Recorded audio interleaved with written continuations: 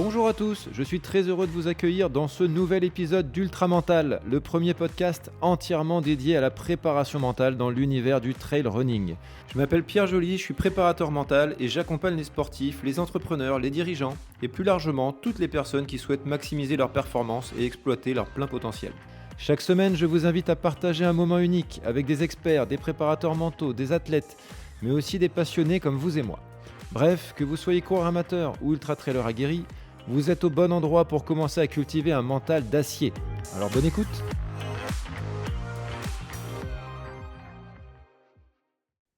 Bonjour tout le monde, aujourd'hui je retrouve Chris Mortier. On avait déjà fait un premier épisode pour voir un petit peu comment tu te préparais. Alors pour rappel, pour ceux qui n'ont pas eu le premier épisode, que je vous invite évidemment à aller écouter, Chris, tu te prépares à une boucherie au Royaume-Uni où tu as décidé de relier trois boucles assez mythiques, trois boucles de trail, on va dire grosso modo 100 bornes et 8000 plus ou moins de D+, le Paddy Buckley, le Ramsey Round et le Bob Graham.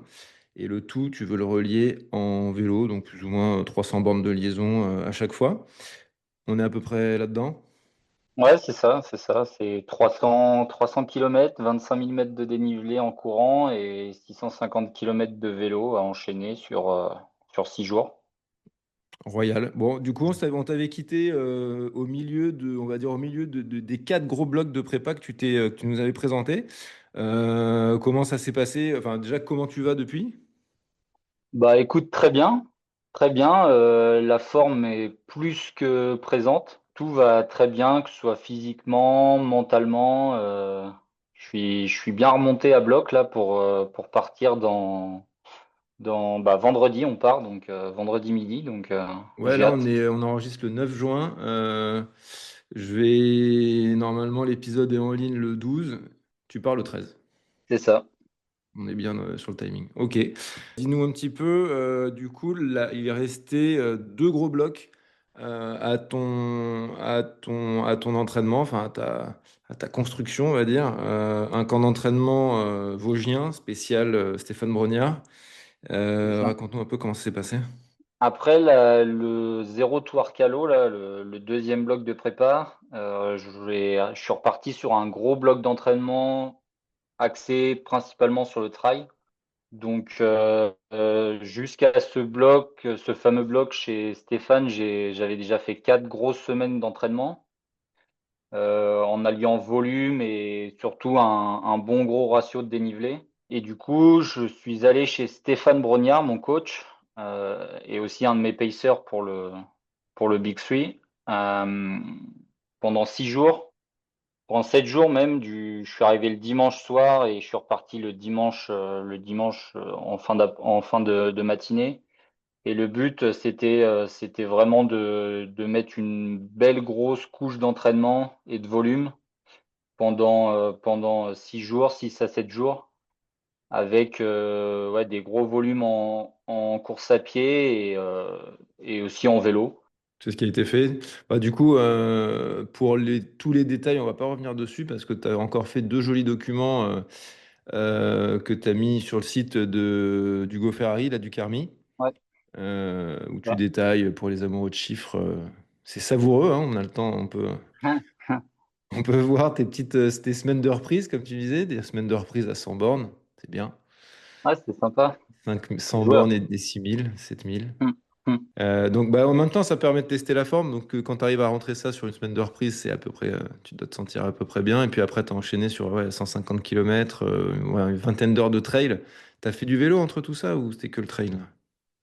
J'ai fait quelques sorties vélo. C'était beaucoup moins important que ce que j'avais pu faire avant. Là, le but, c'était vraiment d'axer sur le trail. Et en plus de ça, après Zéro Tour Calo, j'en avais un peu, excusez-moi du terme, mais plein le cul du vélo. Ouais, t'en avais Donc, bouffé aussi du vélo.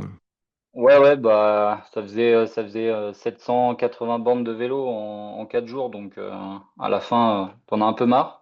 Et non, je voulais profiter un peu de la montagne, de la maison et courir à bloc dans les Bauges pour vraiment construire un beau bloc de volume. Ouais, tu termines la semaine bien, pas d'alerte, rien du tout se passe bien. Ouais, ouais, tu parles de la semaine chez Stéphane Ouais, ou en général? ouais, chez Ah, Stéphane. ouais, chez Stéphane, j'étais un peu fatigué à la fin. Pas forcément physiquement, mais surtout mentalement. Ok. Physiquement, ça s'est très bien passé. J'ai pas eu de problème particulier. J'ai juste eu un petit hallux valgus qui s'est manifesté un peu plus que de d'habitude.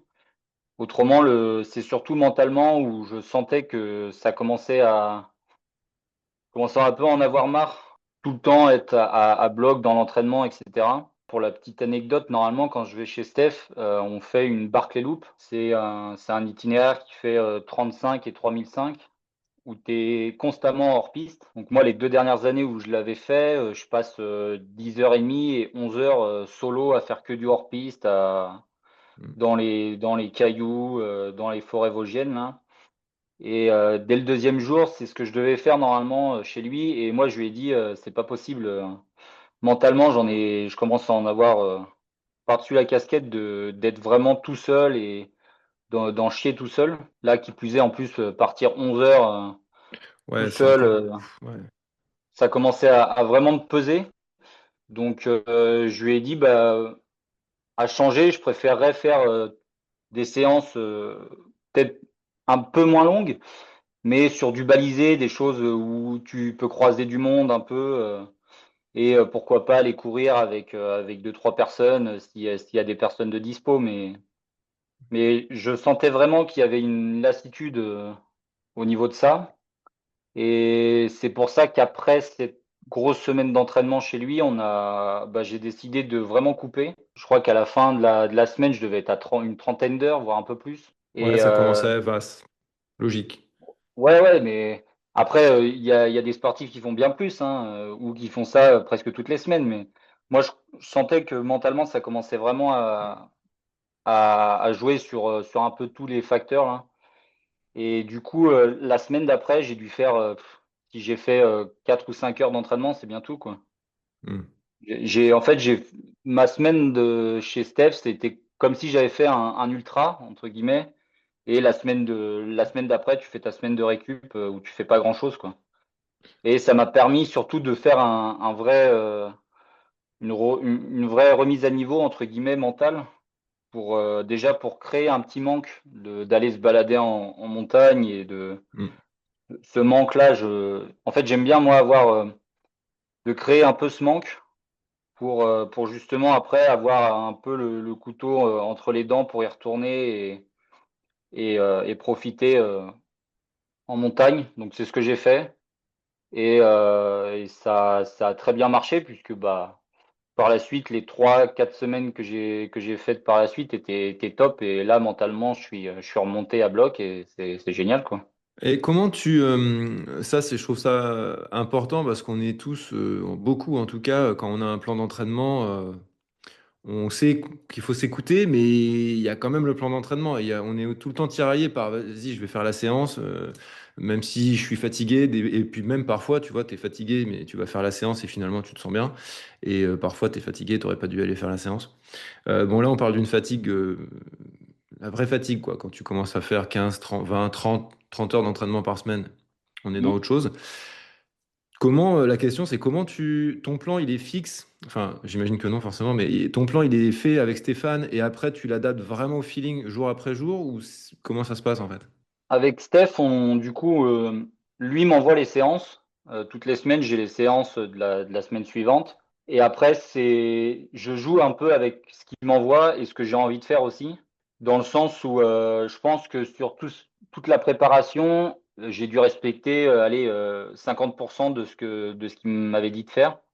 Ok. Après, c'est soit de l'adaptation en fonction de ce que j'ai envie de faire, ou par exemple cet hiver, bah, j'avais des séances à faire, mais comme je pouvais encore aller skier, bah, je préférais aller faire des sorties de 10-12 heures en montagne à skier. Je trouvais ça plus intéressant. Et à contrario, il y a des fois où je me disais, bah, ok, là, il faut que tu fasses cette séance-là parce que tu as besoin, une séance de vitesse ou une séance où tu sais que tu vas te rentrer un peu dedans.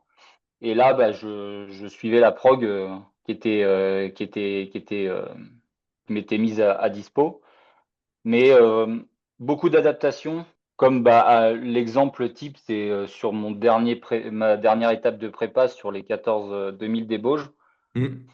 Et en fait, l'important, ouais, c'est de vraiment bien gérer, de bien s'adapter déjà notre ressenti physique et mental. Et après, il y a plein de choses inhérentes à la vie quotidienne, hein, que ce soit le boulot, la vie perso, etc., où faut gérer avec ça. Et il y a des fois, il faut faire un choix, hein. Alors certes, le projet, c'était là pendant 10 mois, Hmm. j'ai fait énormément de sacrifices pour m'entraîner pour ce projet. Après, quand faut payer les factures, il n'y a pas le choix que d'aller travailler. Donc bon, moi ça va, j'ai de la chance, je suis à mon compte. Mais quand faut aller faire des chantiers et que pendant 3-4 jours tu fais des journées à bloc, bah t'as pas le choix et tu t'entraînes moins, quoi, c'est tout. Ça, c'est clair. Mais bon, quand c'est le boulot, ça, c'est sûr que c'est, entre guillemets, c'est la vie qui reprend ses droits, quoi. C'est C'est les ça. responsabilités. Mais c'est vrai que quand tu dois gérer une fatigue, tu vois, c'est plutôt ça où, voilà, c'est intéressant d'avoir ton retour parce que si, quand on a un plan d'entraînement, tu regardes les journées, tu dis, putain, j'ai pas fait ça, j'ai pas fait ça, j'ai pas fait ça. Toi, tu es assez à l'aise avec ça. Bon, déjà, t'en fais beaucoup, mais tu es assez à l'aise dans le côté où tu te le fais toi-même en fonction de ton ressenti. Et comme tu dis, je me sens, bah, tu es dans un endroit, tu organises ça aussi par rapport à là où tu vis. Si tu as de la neige jusqu'à plus Mm. tard, bah, tu préfères peut-être aller te faire du ski. T'en reverras pas pendant 6 mois, etc., etc. Ouais. Puis même après, il y a aussi une maturité que j'ai gagnée grâce à ce projet, justement. C'est que je pense qu'il y a 1 ou 2 ans en arrière, j'essayais de respecter au maximum les séances, que je sois fatigué ou que j'ai une petite gêne à un pied ou à une jambe, etc. J'allais faire la séance. Alors que là, il y a justement cette maturité qui fait que le travail, je sais qu'il est fait.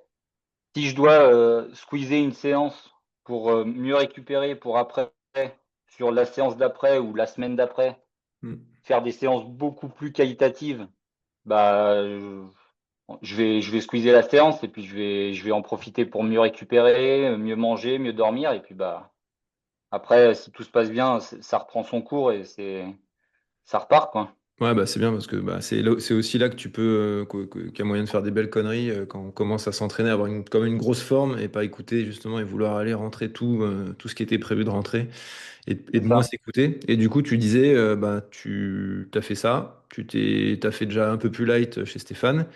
Ouais, Derrière, tu te fais une petite récup. Ensuite, tu enchaînes sur ton quatrième et dernier gros bloc. Tu avais prévu les 14 000, les 14 2000 des Bauges. ouais, T'as un peu limité le truc. c'est ça. En fait, à la base, les 14 2000 débauches devaient arriver un mois avant le début du projet. Et du coup, ça intervenait la semaine d'après le camp d'entraînement chez Steph. Et bon, là, vu que j'étais cuit mentalement, c'était pas possible. C'était totalement ridicule d'y aller. Donc en fait, je suis reparti sur un bloc de 3 semaines, plus ou moins progressif. Et du coup, ça intervenait en fait à 2 semaines du départ. Donc, Ah, donc cool, quoi. On va dans- pas faire n'importe ouais, quoi. c'est ça. Donc, dans un premier temps, dans l'idée, je voulais continuer à le faire en one shot, en une seule fois. Bon, sur le papier, ça fait plus ou moins 90 bornes et 8005 à 9000 de dénive. Mhm. Après réflexion, on a décidé avec Steph de couper en deux, faire deux belles sorties en montagne. Et quand je suis parti le premier jour, en fait, c'est ce que je m'étais dit dans la tête et c'était le programme. Et le premier jour, je fais 30, 37 et 3006 en 7 heures, un peu moins de 7h40. Et les sensations étaient géniales. Vraiment des sensations folles, très à l'aise, toujours en dessous de la contrainte Mhm. physique et mentale. Donc vraiment en gestion tout le long. Alors, plaisir, Et quoi. Pas de contraintes, plaisir, ça passe tout seul, ouais, quoi. c'est Mhm. ça. Vraiment une belle journée en montagne. Il faisait super beau, c'était super agréable. Après ça, fallait quand même aller récupérer la voiture au parking. Donc, en arrivant à la maison, Ma compagne est venue me chercher. Je suis reparti en vélo pour me faire 70 et 1004 de dénivelé en vélo pour aller récupérer la bagnole. Pour récupérer, quoi. Ouais, c'est ça. Et, euh, et du coup, le lendemain, le samedi, le vendredi, pardon, le vendredi, dans l'idée, c'était 50, ouais, une cinquantaine de kilomètres et près de 4500 de dénivelé. Euh, euh, la journée s'annonçait très chaude et elle a été très chaude. Et du coup, ça, avec aussi le fait que, en fait, dès le début, euh, le premier segment, en fait, c'était une montée de 1300 de dénivelé. Et si je dis pas de bêtises, je crois que j'ai mon meilleur temps sur cette montée-là, ou le deuxième à quelques secondes, alors que j'avais fait tout ça la veille. Et je me sentais vraiment, vraiment bien en canne. Et je me suis dit, il y a de ça encore quelques années, je pense que j'aurais tout fait. Parce Ouais, que t'aurais profité de la forme j'étais. du jour, t'aurais poussé comme un dingue. Ouais, ouais, voilà, c'est ça. Et après, je me suis dit, t'es quand même à 2 semaines du départ. Ne va pas griller des cartouches physiques et mentales dans une sortie. Certes, c'est un objectif secondaire de préparation, mais c'est pas, ça sert à rien d'être bon ce jour-là, c'est d'être bon dans 2 semaines. Donc du coup, ça a été assez rapide, hein. Cette forme qui était vraiment pas excessive, mais j'étais vraiment en canne, Ouais. couplée avec justement une journée bien chaude qui s'annonçait, couplée aussi avec une charge mentale que j'aurais dû mettre à un moment donné dans la trace où pendant un bon 2-3 kilomètres, tu es sur une arête où tu as 1000 mètres de vide d'un côté et 600 de l'autre et où c'est pas très, très compliqué, mais bon, C'est engagé quand même. voilà, il y a un peu d'engagement quand même. Mm. Tout ça couplé, ça faisait quand même beaucoup de charge physique et mentale pour une sortie qui pouvait être déjà bien raccourcie bien avant. Mm. Donc le choix a été fait d'arrêter. J'ai dû faire 16 bornes et 1005 ou quelque chose dans le genre. Et j'avais validé un peu tout ce que je voulais valider sur cette dernière étape, qui était surtout valider la forme, faire après une sorte de travailler un peu l'enchaînement vélo, course à pied, voir ce que ça donnait Mais déjà, et c'est voir si fort hein, de s'arrêter. Je trouve, j'ai rarement entendu ça, hein, de s'arrêter après 15 bornes. Bon, certes, tu avais déjà fait 1000, quasiment 1005 de D+, mais pour se dire non, je suis au top, quoi. Là, je suis au top, j'ai rien besoin d'aller chercher. Et si je continue, j'ai plus. Bah, en fait, tu avais plus à perdre qu'à gagner, quoi. Parce ah que, bah là, effectivement, oui, t'allais la rentrer, ta sortie, il n'y avait pas trop de doute là-dessus. Mais tu avais plus à perdre ta forme qu'à gagner d'avoir fait ta sortie, quoi. Et c'est, ah bah oui, franchement, oui. c'est fort. Puis même avec un truc tout con, mais avec la chaleur, là en plus sur le parcours, il y avait des points d'eau, mais c'est pas non plus la déshydratation est vite arrivée, le coup de chaud est vite arrivé. Tu te mets ça dans le cornet 2 semaines avant de Mm. partir, c'est Mm. quand même compliqué si jamais tu as un problème pour récupérer. Et en fait, même cette forme, euh, je- peut-être qu'il y a des gens qui vont écouter, qui vont se dire, ouais, si ça se trouve, en fait, il était cuit et il dit juste qu'il était en forme. Le lendemain, avec mon pacer qui va faire le pacing à vélo avec moi, le lendemain, on a fait 170 bornes et 2400 en vélo, en montant le Grand Colombier dans l'Ain, là. Et juste pour montrer que c'est pas du flanc, entre guillemets, que j'étais en forme, la montée du col jusqu'au sommet du Grand Colombier à vélo, on met 20 minutes de moins que notre meilleur temps. Ah, et 20 minutes, c'est beaucoup, quand même. Ouais, c'est beaucoup. Alors, certes, j'ai un vélo qui fait 4 kilos de moins. C'est ce que j'allais dire, j'ai lu la feuille. J'ai lu le Ouais, compte rendu, ton vélo, c'est un avion.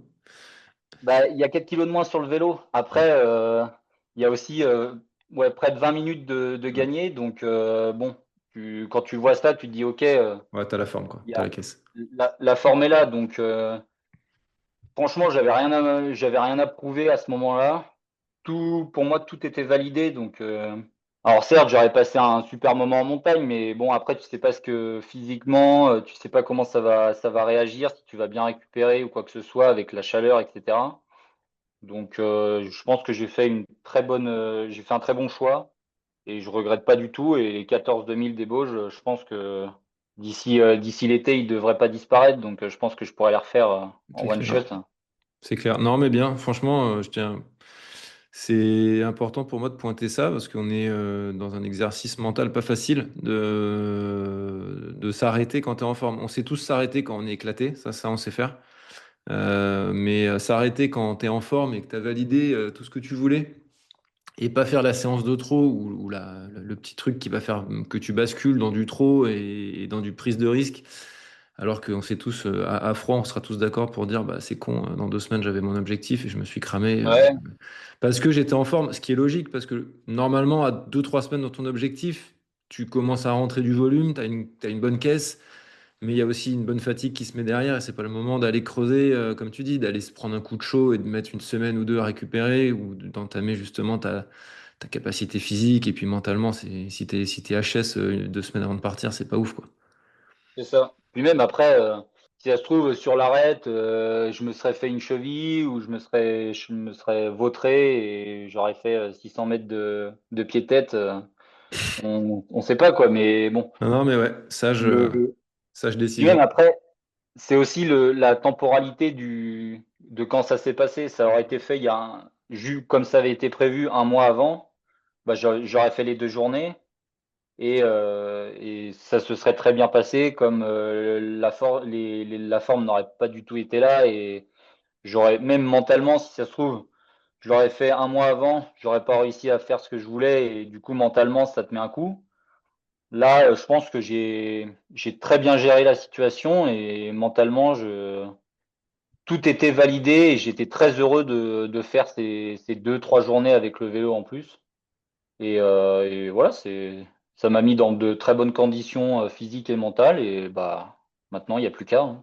C'est ça, bah du coup là, il te reste depuis maintenant, là, de lundi à vendredi, il va te rester 5 jours. Tu prends le départ quand de ton défi du Big Tree? On part le lundi 16 juin, donc le lundi prochain à 7 heures du matin. C'est prévu à 7 heures du matin au Pays de Galles, là, à Capel Courage. Et puis voilà, normalement, si tout se passe bien, ça finit le samedi à midi, si tout Yes, se tout passe ce qu'on te bien. souhaite, ouais. Ouais. Et jusqu'au départ, là, c'est quoi le menu? Tu fais quoi?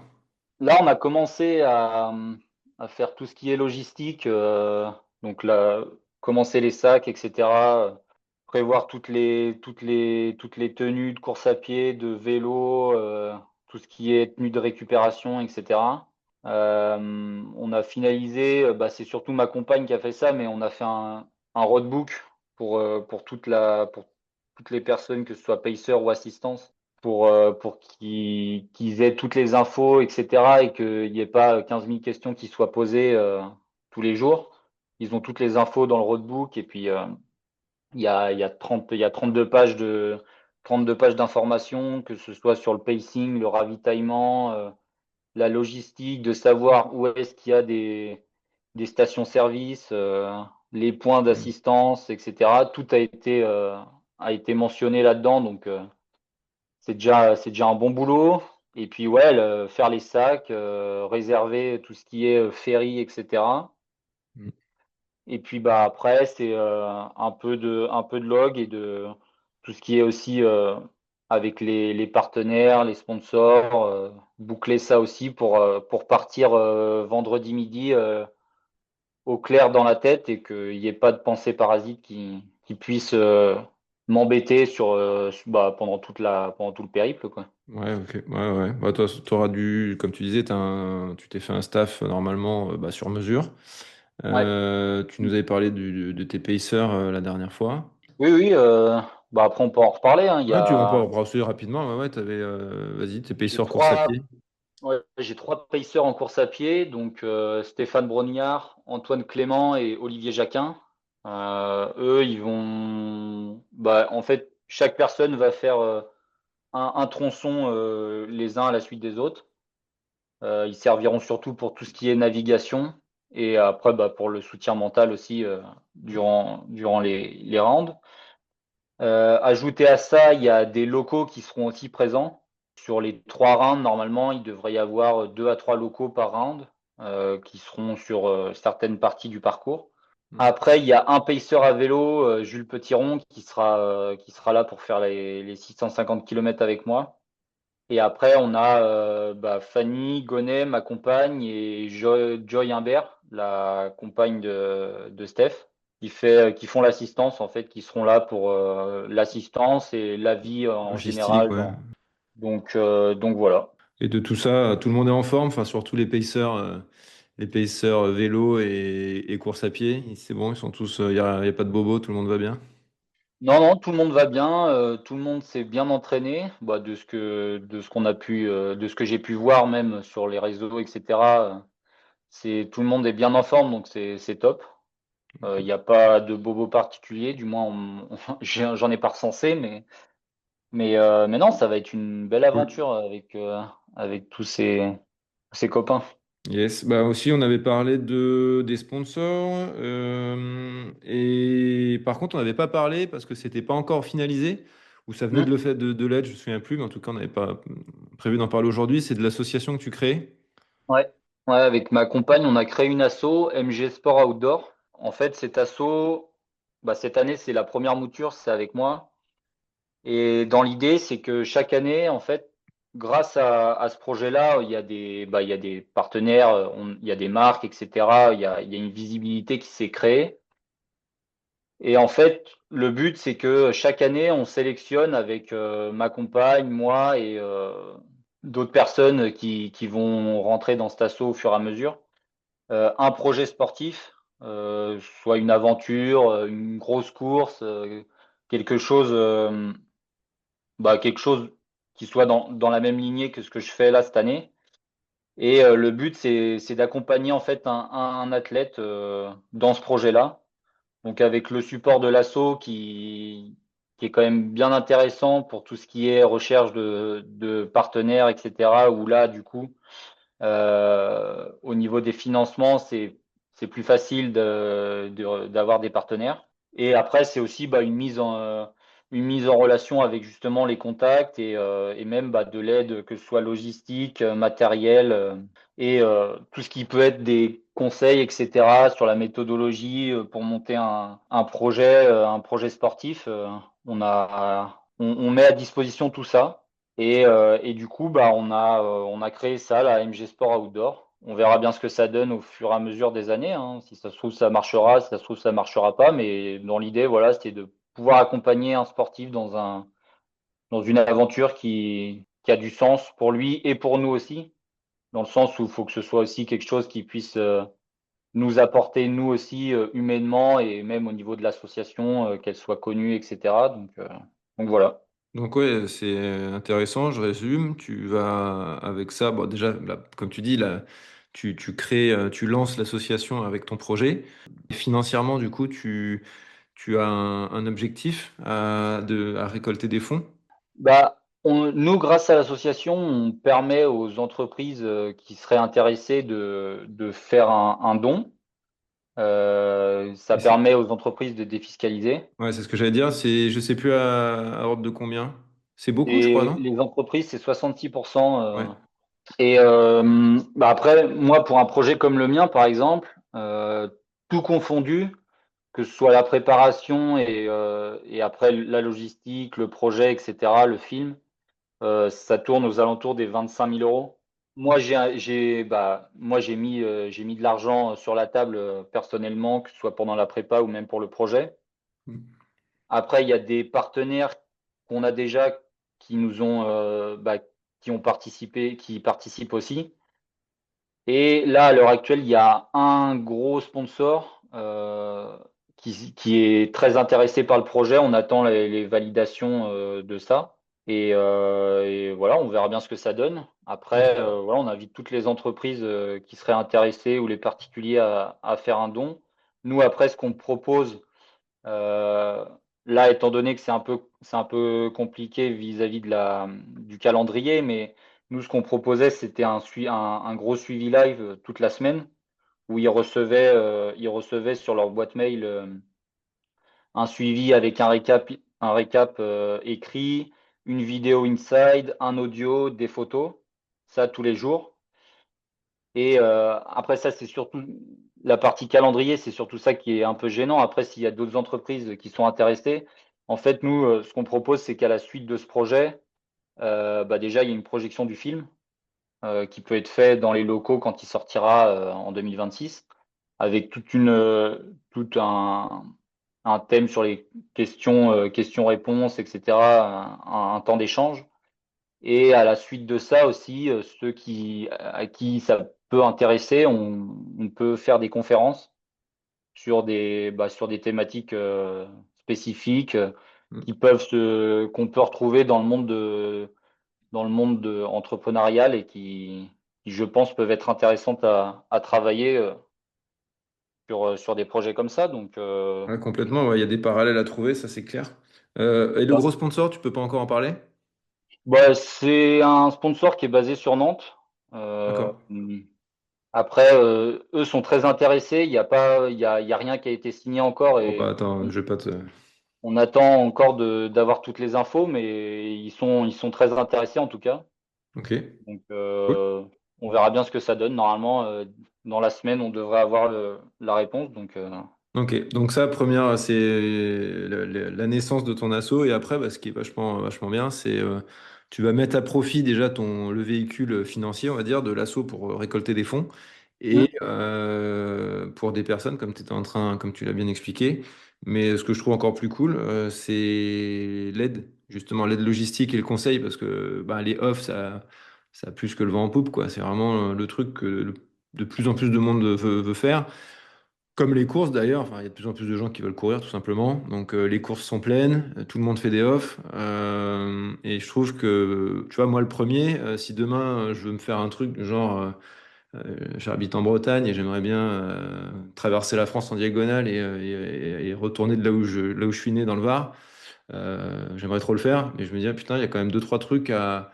Moi je suis du genre à aimer qu'on me donne des conseils et à ouais. les appliquer plutôt qu'à me dire, ah, vas-y, je me lance. C'est peut-être l'âge aussi, tu vois. À 19 ans, j'aurais peut-être préféré me lancer, me casser les dents et me dire, ouais, c'est fun, c'est comme ça qu'on fait l'histoire, quoi.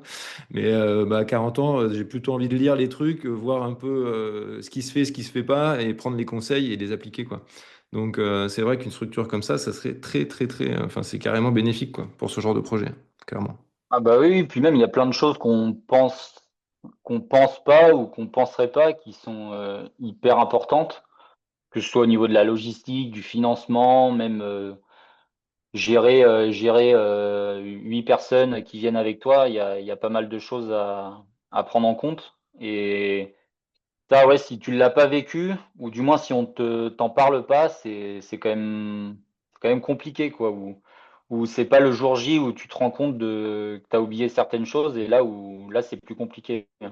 Ah bah c'est clair, c'est ça que je trouve bien, c'est que là tu t'es quand même mis un projet d'envergure, autant dans le volume de ce que tu vas faire que dans la logistique. On en parle beaucoup avec bah, création d'un film, du contenu, de la photo, voilà, il y a quand même il y a du monde avec toi et bah du coup bah, ça te fait une expérience de dingue C'est que ça. tu vas pouvoir transmettre aux autres. Donc ça c'est cool.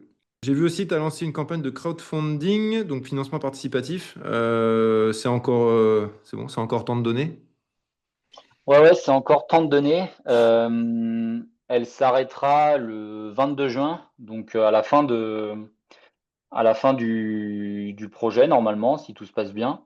Ah yes, donc on Euh, pourra, ouais, on peut faire des dons pendant que tu cours aussi. C'est ouais, cool. c'est Le ça. but.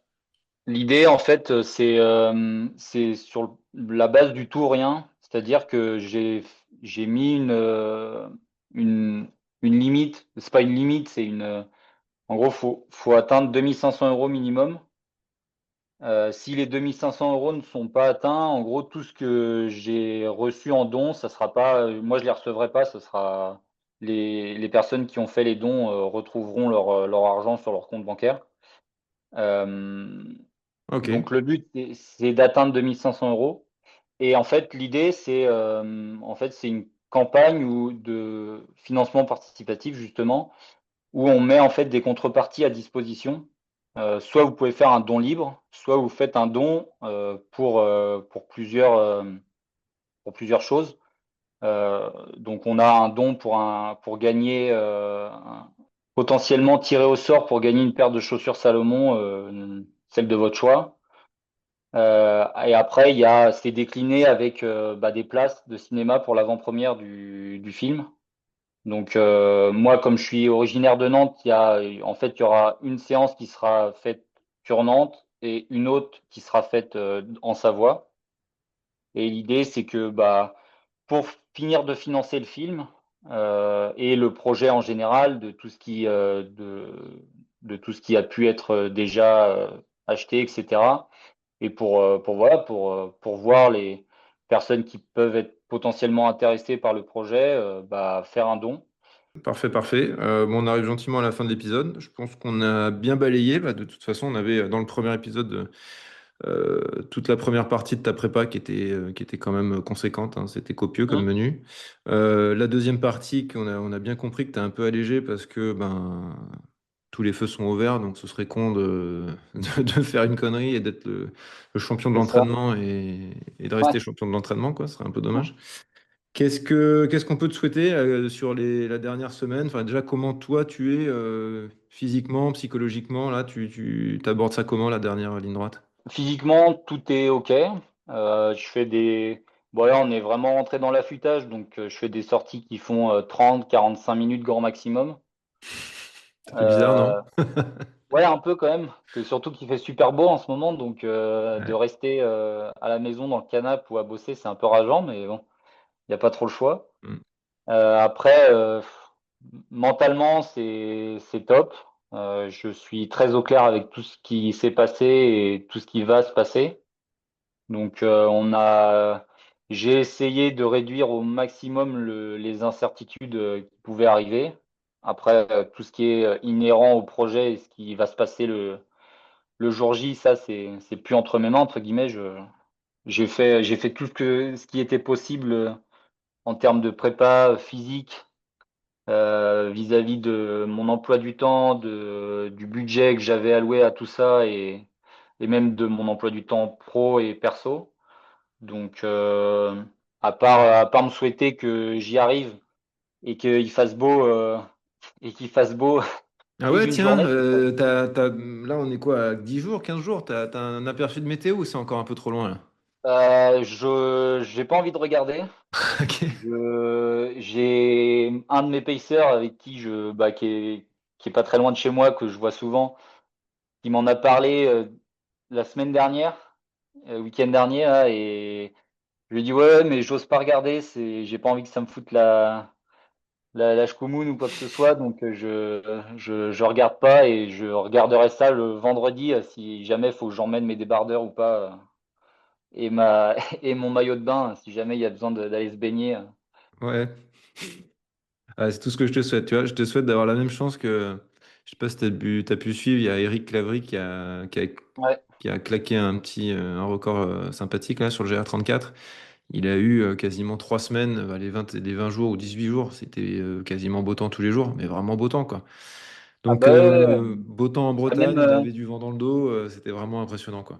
Donc, chouette. même Salomon est sponsor aussi du projet. Et il y avait Mathieu Blanchard qui était à Snowdonia là, Ah oui, yes, mais il faisait super chaud. et il faisait super chaud et Ah oui. on va emprunter certains chemins qu'ils ont empruntés aussi. Donc je croise les doigts pour que ce soit plus ou moins pareil. Ah bah, clairement, clairement. Et, après, j'ai prévu ce qu'il fallait en affaires de pluie, en surchaussures, Ah, etc. j'imagine. Mais puis même au niveau des images qui Hmm. vont être tournées, si le drone peut se sortir un peu, ça serait cool, quoi. Ouais. Bon, après, quand c'est ambiance apocalypse, ça fait des belles images aussi. C'est juste, c'est sympa pour le téléspectateur, quoi. Après, pour toi, c'est autre chose. Après, moi, je pense que je serais un peu frustré si il fait trop beau, Ouais, c'est parce que ça. ça enlèverait un peu du côté mystique Ouais, complet. du projet, en fait, où quand moi j'ai vu les images de John Kelly et quand je regarde tout ça, c'est surtout ouais, des vents hyper forts, de la pluie, etc.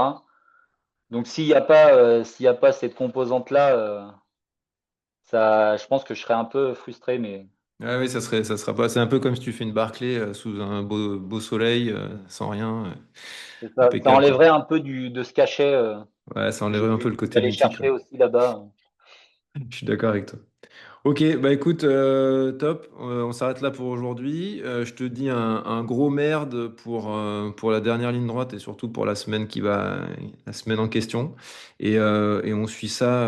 Alors on suit ça sur tes réseaux à toi et Ouais. ça va être relayé aussi. Du coup, il y a mon Insta personnel, il y a le Insta du projet et j'aurai une balise OAK qui Ok. m'ont gentiment prêté d'ailleurs, qui sera active du lundi au dimanche.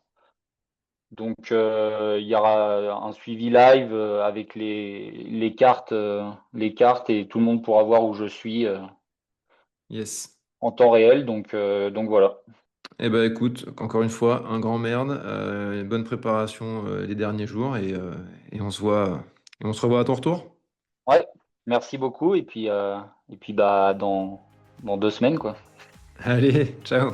Salut.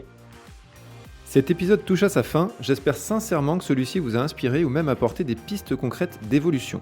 Si c'est le cas, merci de laisser une note 5 étoiles sur votre plateforme d'écoute favorite. C'est un geste simple mais tellement important pour soutenir ce travail indépendant et continuer de vous proposer des invités de qualité. Si vous souhaitez aller plus loin et optimiser votre préparation mentale, n'hésitez pas à me contacter via mes différents canaux, tous renseignés en description de cet épisode. Et pour ne rien rater des prochains épisodes, abonnez-vous dès maintenant et retrouvez-nous sur Instagram pour suivre l'actualité du podcast et être acteur de son évolution. A très vite dans un prochain épisode d'Ultra Mental.